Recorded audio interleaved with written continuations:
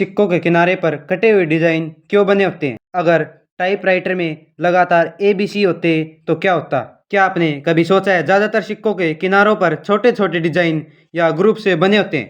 कभी सीधी लाइंस, कभी जिगजैग या कटे फटे एजेस। यह सिर्फ डेकोरेशन नहीं, इसके पीछे एक स्ट्रॉन्ग रीजन है। असल में पुराने जमाने में सिक्के सोने चांदी जैसे कीमती धातुओं से बनते थे और कुछ चालाक लोग यानी यह उनमें से थोड़ा थोड़ा मेटल काट कर चोरी कर लेते थे। इससे सिक्के का वजन कम हो जाता और असली वैल्यू घट जाती, लेकिन यह चोरी पकड़ना मुश्किल था। इसी समस्या का आसान समाधान निकला। सिक्के को किनारे पर डिजाइन या ग्रुप्स बनाए गए। यह अगर किसी ने सिक्के का किनारा काटा तो वह तुरंत दिख जाता और सिक्का कटा हुआ या नकली साबित हो जाता। आज के सिक्के ज़्यादातर बेस मेटल से बने होते हैं, इसलिए चोरी से बचाव की जरूरत नहीं होती, लेकिन फिर भी इन एज को और डिजाइन को रखा जाता है ताकि अलग अलग सिक्कों को टच और फील से आसानी से पहचाना जा सके। और यही नहीं, यह डिजाइन विजुअल इम्पेयर्ड लोगों के लिए मददगार है, क्योंकि अलग अलग सिक्कों के एजेस अलग अलग होते हैं, जिससे विजुअल इम्पेयर्ड लोग बिना देखे सिर्फ छू कर पहचान सकते हैं कि कौन सा सिक्का उसके हाथ में है। यानी सिक्कों के किनारे का डिजाइन सिर्फ डेकोरेशन नहीं बल्कि सिक्योरिटी, आर्टिफिशियल और एसेसिबिलिटी तीनों का कॉम्बिनेशन है। अगर तुम्हें टाइपिंग करनी हो और कीबोर्ड पर सारे अक्षर एकदम सीधी लाइन में ABCD से शुरू होकर Z तक लगे हों, कितना आसान लगता है। लेकिन सच में ये दुनिया का सबसे ज़्यादा इस्तेमाल होने वाला कीबोर्ड जानबूझकर थोड़ा उलझा हुआ बनाया गया है। अब दिमाग में सवाल आता है कि आखिर ये क्वार्टी ही क्यों बनाया और कब बनाया। यही हमारा आज का फैक्ट।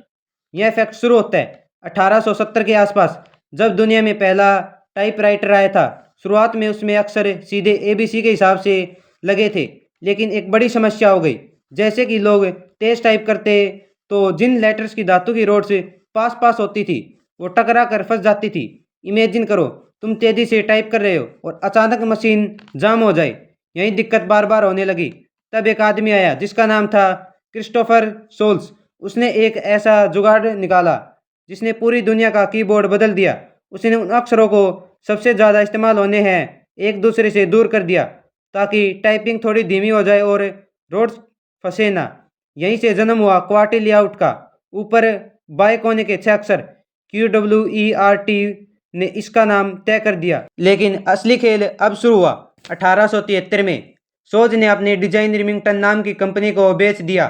फ्रेमिंगटन ने मास प्रोडक्शन शुरू किया और लाखों टाइपराइटर कवर्ट लेआउट के बिकने लगे।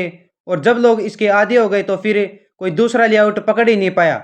बाद में ड्वार्क और कोलमैक जैसे लेआउट आए तो कवर्ट ने तेज से आसान थे, लेकिन दुनिया कवर्टी की आदत लगा चुकी थी।